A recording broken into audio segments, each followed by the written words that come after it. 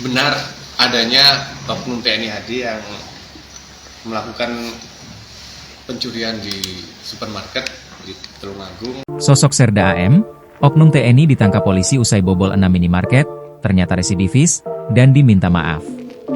Komandan Kodim, Dandim, 0807 Tulungagung, Letkol ARH Hani Galisatrio, menyampaikan permohonan maaf secara terbuka. Hal ini menyusul ditangkapnya seorang anggota Koramil Pakel berinisial Serda AM yang nekat membobol sejumlah minimarket di Tulungagung dan Trenggalek demi judi online. Kami sampaikan permohonan maaf ke pihak-pihak yang dirugikan.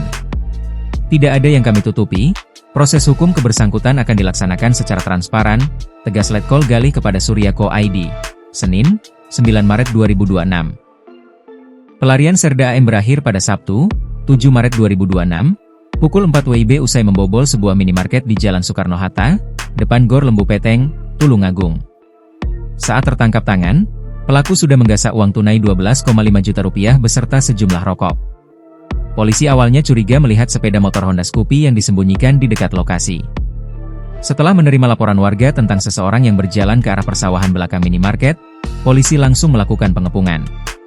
Berdasarkan penelusuran sejarah kasus, Serda AM sejatinya adalah seorang residivis.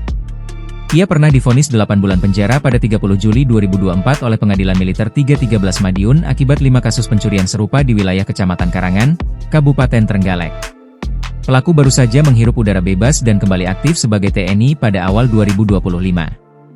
Namun, ia diduga kembali mengulang perbuatannya membobol toko sejak November 2025 akibat candu judi online yang belum hilang. Terkait maraknya prajurit yang terjerat judol, Panglima TNI Jenderal Agus Subianto sebelumnya telah memberikan peringatan keras bahwa prajurit yang terbukti bermain judi online akan disanksi berat.